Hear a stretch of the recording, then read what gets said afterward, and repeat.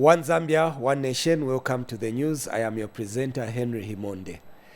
Let's take a look at the top stories in our news. President Hichilema interacts with UNZA students. Journalists commemorate Press Freedom Day. ZDA records increase in investment pledges. And in sports, Chipata United leads East League. Vice President Mutale Nalumango has assured of government's commitment that the Lombe Lombe resettlement farming block in Nkema district is transformed into a fully fledged agricultural hub of Western Province. The Vice President said this when she inspected the Lombe Lombe resettlement farming block. We have more in the following report. Lombe Lombe resettlement area found in Nkema district is one of the oldest resettlements established in 1999. It is well known for the agricultural input it has, as it is the breadbasket of Western Province. Government, in the quest to develop the economy of the country, is putting up deliberate policies to improve on the agricultural sector. Some of the measures being put is the construction of schools, roads and clinics in these areas. Vice President Mutale Nalumango, who visited the area while inspecting the farming block, has this to say. The government is seriously looking at resettlement schemes because we see resettlements as the centers, the hubs of development under UPA. The government will have to work on other infrastructure and have those people come. So these will be the better structured development areas like Lombe Lombe here. Lombe Lombe resettlement chairperson has called on government to develop the farming block speedily. Madam Vice President, this scheme is one of the oldest in the country, established in 1999, and it consists of 413 farms with 220 hectares of land reserved for development. But out of the 413 farms, only 259 are productive because of lack of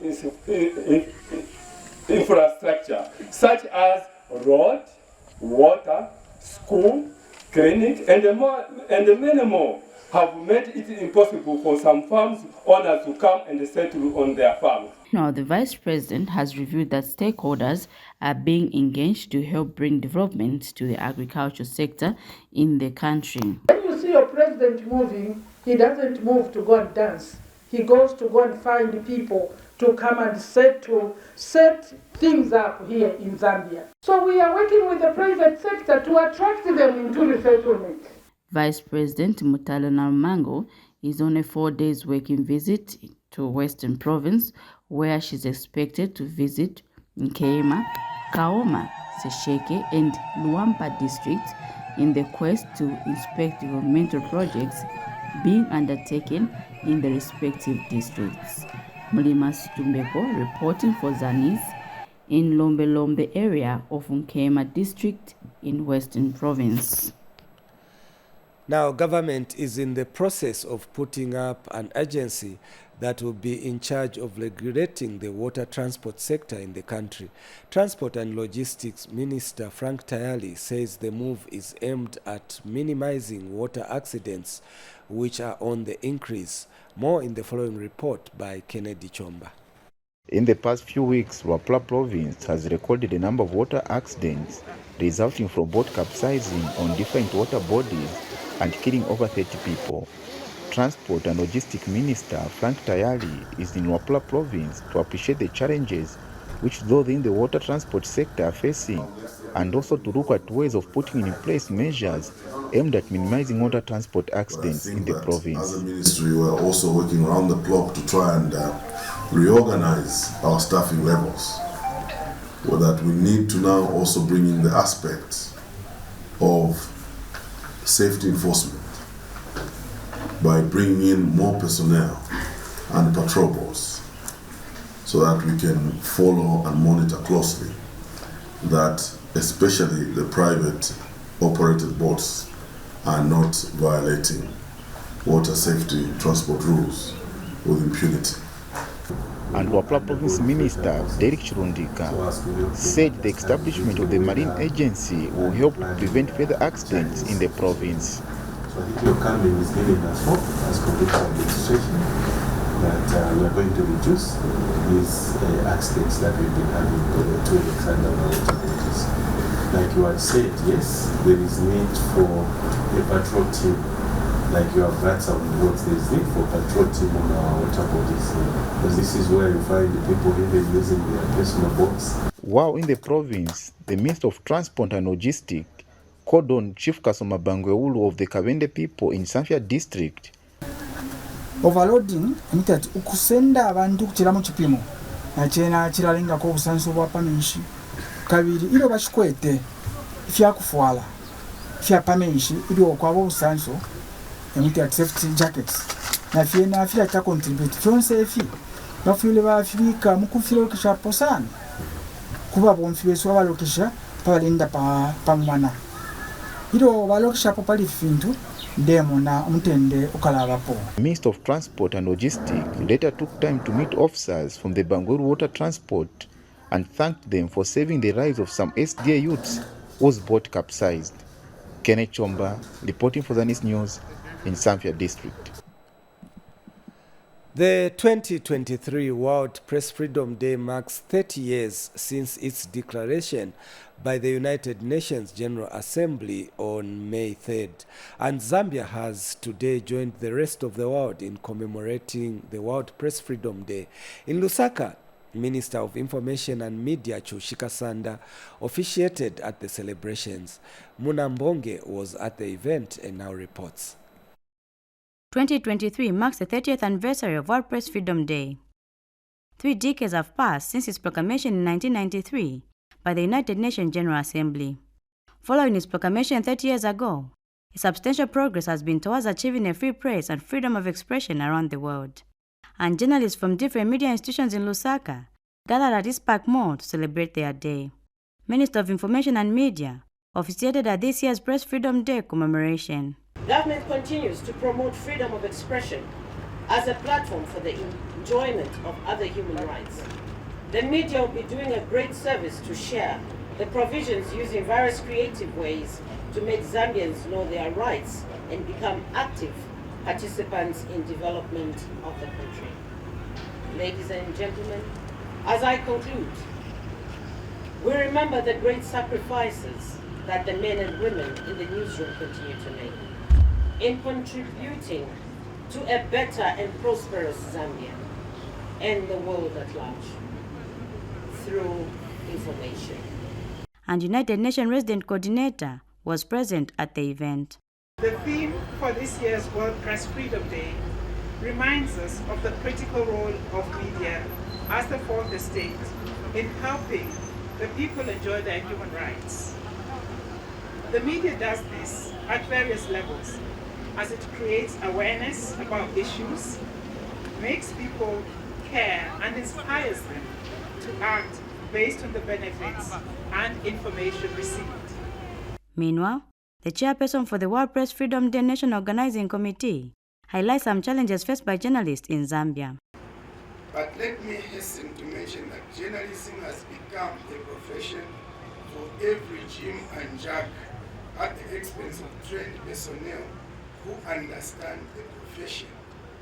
At the end of the day, whatever mistake they make are passed on to innocent journalists. One way to ensure a professional cadre of journalists is through book writing.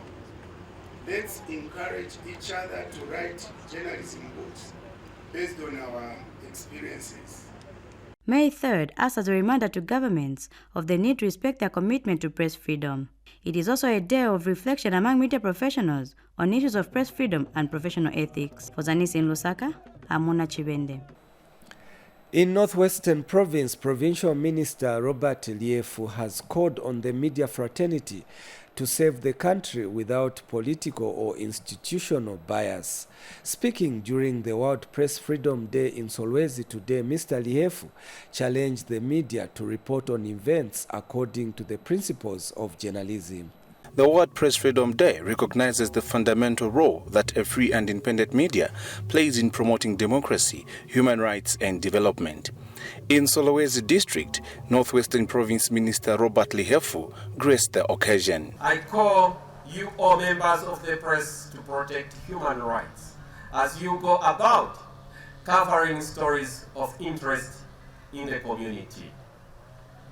If you, the media, do not promote and uphold rights, you are teaching society to do the same because you have influence over a large number of people that you reach every day on your television and radio channels, as well as through newspaper and internet. Meanwhile, the media has called on the government to put in place deliberate measures that will allow media institutions access finances for growth. We applaud the UPND-led government for championing free press. However, it is critical to note that true freedom of press is closely linked with economic independence. Therefore, we call on government in the province to deliberately create avenues for access to funding that can enhance media growth in the province. And cooperating partners held the media fraternity for prioritizing professionalism in the discharge of their duty. As the consistent supporting stakeholder of the media, guest of honor, I want to take this opportunity to appreciate the professional way in which members of this important structure, the Fourth Estate, have proved in every sense professionalism as you execute your duties. I say keep it up. Meanwhile, individual journalists shared their views regarding Press Day. The day is not only about celebrating us, it is also a day of understanding where are we missing it, where are the gaps, what can we do better, and how do the residents and the citizens feel about us. The day, which was never short of entertainment from a traditional dance troupe, also saw some outstanding journalists in the region being awarded, among them Chaibu Nkoma of Zanis. For Zanis News, I am Onishas Mamba in Solwezi District, Northwestern Province. In Northern Province, Kasama District Commissioner Elizabeth Goma has cautioned journalists against abusing media freedom being promoted by government. Speaking when she graced this year's World Press Freedom Day commemoration in Kasama, Ms. Goma says government has shown goodwill towards ensuring self-regulation of the media. Ms. Goma says self-regulation calls for responsible reporting and professionalism among media practitioners. Earlier, Kasama Press Club patron Lewis Mwape said a vibrant media industry is necessary for development and democracy as it plays a key role in enhancing governance in the country.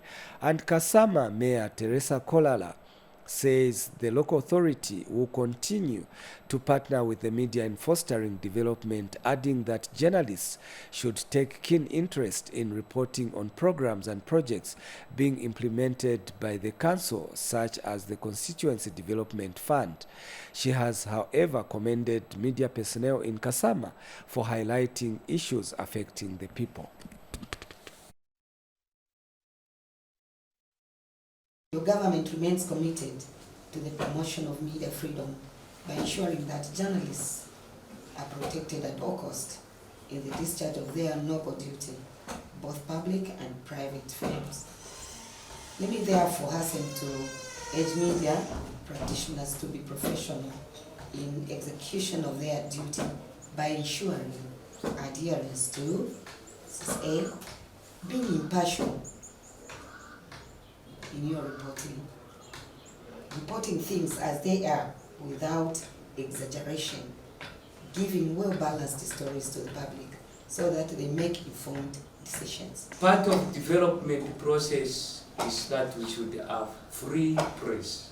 Once we have a free press, it means that as a country we are on the right footing for our democracy to grow and thrive. So the key word is that let's be responsible, let's be all accountable. This government is about accountability and transparency, and you in the media are key in supporting the vision of His Excellency President Hakainde Hichilema. We as a local authority are housing CDF, and as a local authority alone, we cannot manage to disseminate information to the entire district without you. So we need you on board almost all the time.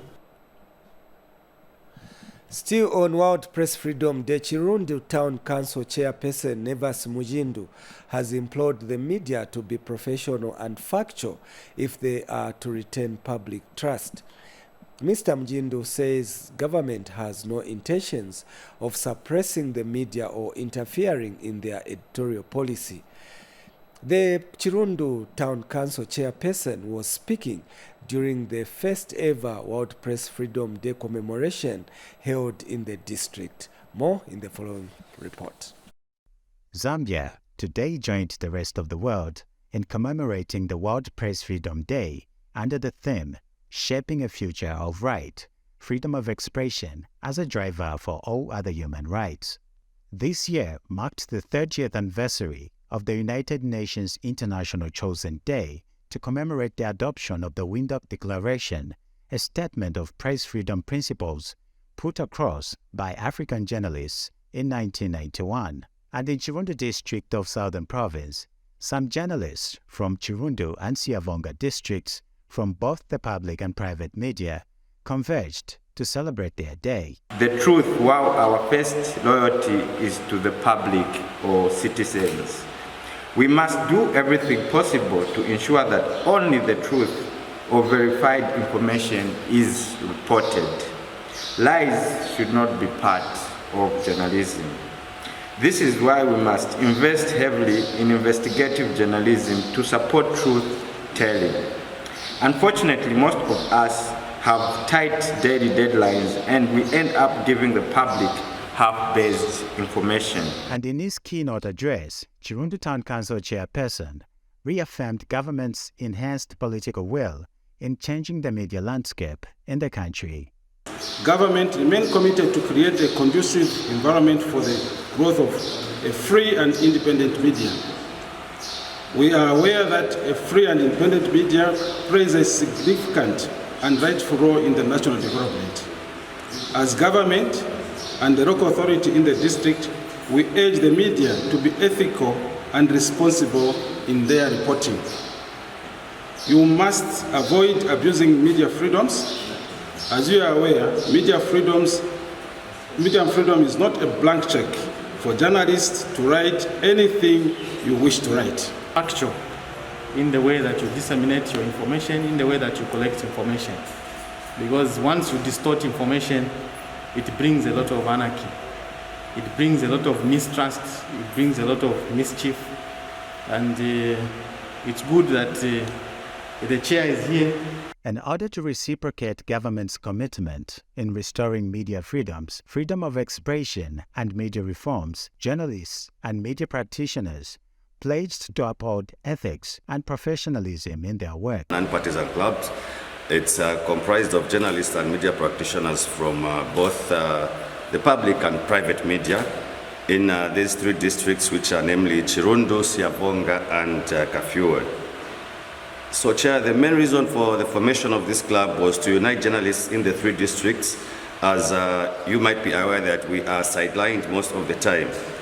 The club is also a platform to share ideas and as well as a platform to learn from one another.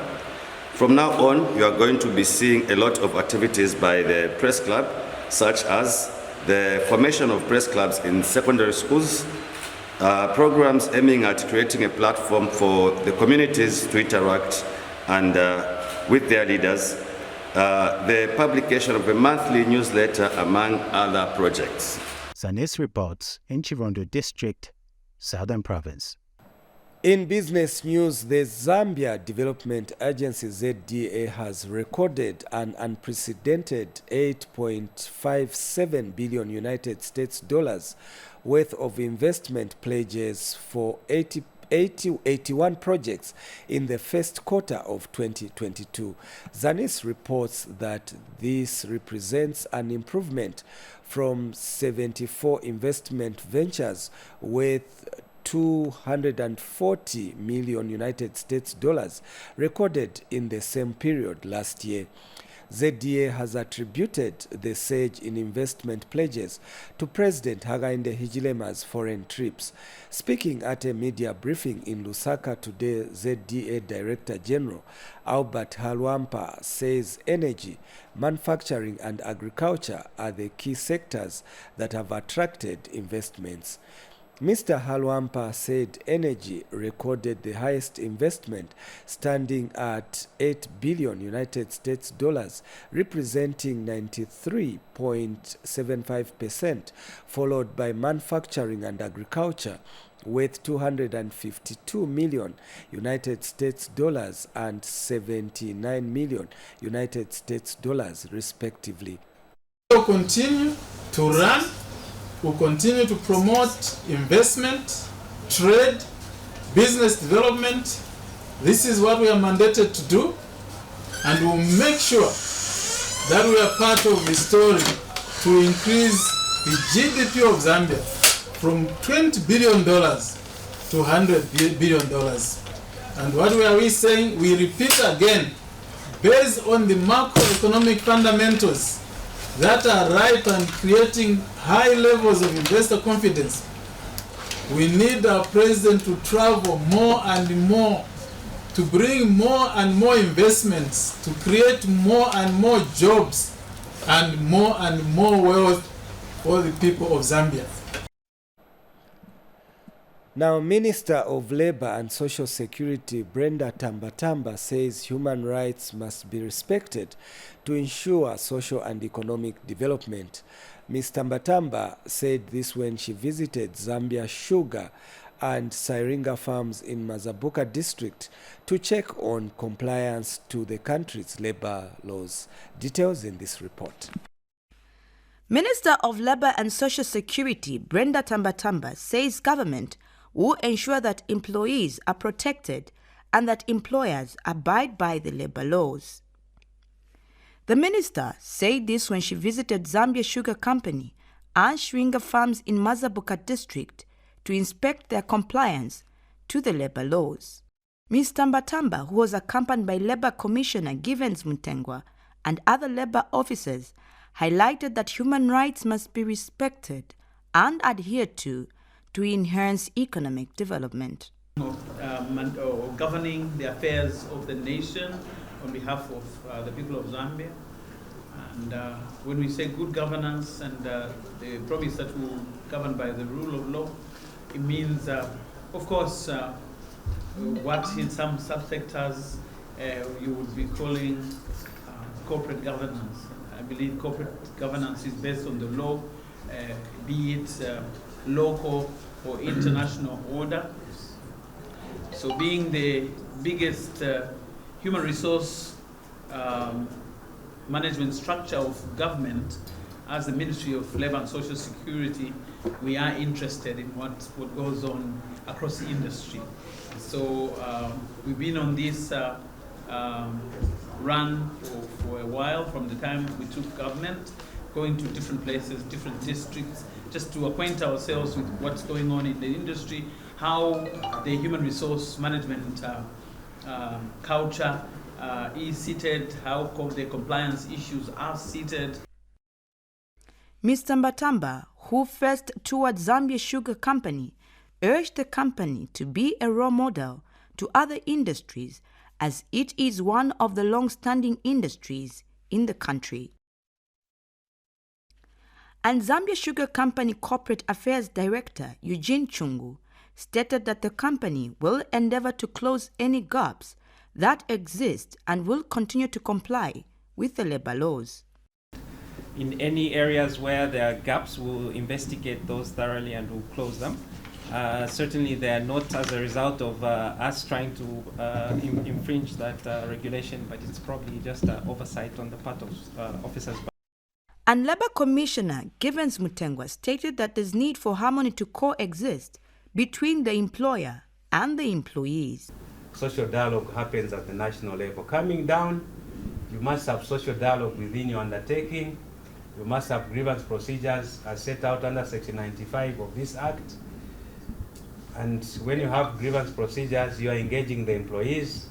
You go the other side, industrial relations, you have unions, you sit around the table to discuss many issues, register unions under Section 9.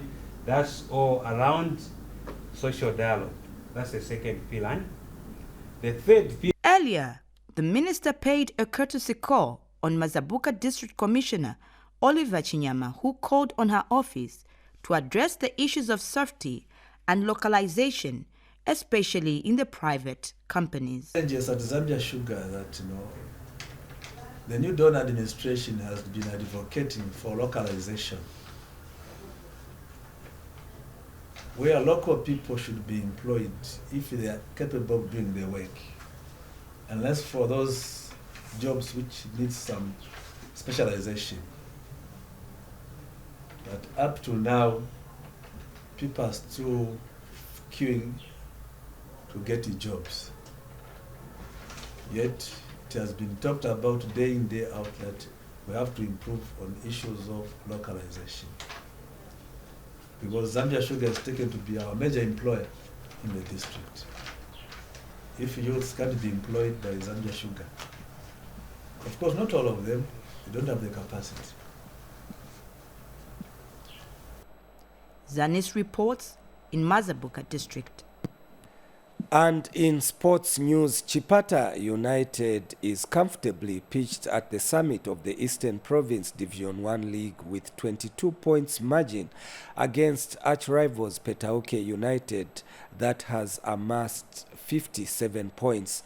The Eastern Log leaders are on 79 points with 2 games remaining before the end of the 2022-2023 Football Association of Zambia Division 1 season. Chipata United beat Katete Rangers by 2 unanswered goals in a Week 32 fixture played at Munga Grounds. Petauke United failed to use home ground advantage and lost 2-1 to visiting Chipata City Council at Miju Grounds, while Mikalile beat Prison Leopards 1-0 in a game played at Chipata Trades Grounds. Nyimba United lost 1-0 to Sinda United in a match played at Prison Grounds, with Chadiza United managing a barren draw against Malambo United at New Show Grounds. Elsewhere, Smiling Kids Academy managed to grab free 3 points via a walkover after their opponents, Young Kwazi, failed to pitch up for the match. Relegation-bound sides Katete United and Eastern Eagles battled it out to a 2-0 stalemate at Omelo Mumba Grounds, while Zambia Army-sponsored side Mpanza beat Lundazi United by 4-0 at Gonda Barracks Grounds. And finally, Luangwa District has held a voluntary medical male circumcision soccer gala to sensitize the community about the effectiveness of male circumcision in the prevention of HIV and AIDS and other sexually transmitted diseases. Luangwa District Commissioner Luke Chikani officiated at the soccer gala, which was held at Mwamvi Secondary School grounds. Lista Ndumba filed in this report. 212 males have been circumcised in Luangwa District during the month of April 2023. To intensify the sensitization campaign, the Department of Health held a voluntary medical male circumcision soccer gala to attract more males to the important cause as a way of reducing the transmission of sexual diseases among the people in the district. Officiating at the soccer gala, Luangwa District Commissioner Luke Chikani said government has secured adequate voluntary medical male circumcision ringing devices and other consumables to ensure eligible people access the health service. I would like to encourage you all to seek voluntary medical male circumcision services at our health facilities to protect the future generation of our country. New innovations such as the use of the Shamring male circumcision device has provided an easy and quick, safe and effective method to perform male circumcision. Fera Member of Parliament Emmanuel Tembo has urged the parents in his constituency to take their children for male circumcision. An event like this one is something that we want to enjoy, but also to remember that as we enjoy the game, the main issue is that we need to look at our health, the health of men and the health of women. Both lead voluntary medical male circumcision program officer Emmanuel Mwamba and District Director of Health Dr. Chisengo Kapia assured the community that more health services will be provided to the communities in the district. So next year when we come, we will encourage our district to prepare other services where people can also check themselves so that by the end of the day, each one goes back with a health life. Occasionally, we have outreach activities and campaigns, such as this one where we target adolescents and adults. Lista Ndumba, Luangwa District. That item brings us to the end of the news, but before we go, another look at the top stories in our news. President Hakainde Hichilema has interacted with University of Zambia students. Journalists today observed World Press Freedom Day. Zambia Development Agency records increase in investment pledges. And in sports, Chipata United leads Eastern Province League Summit. Thank you so much for watching the news. On behalf of the entire news production crew, my name is Henry Himonde. Until next time, it's goodbye.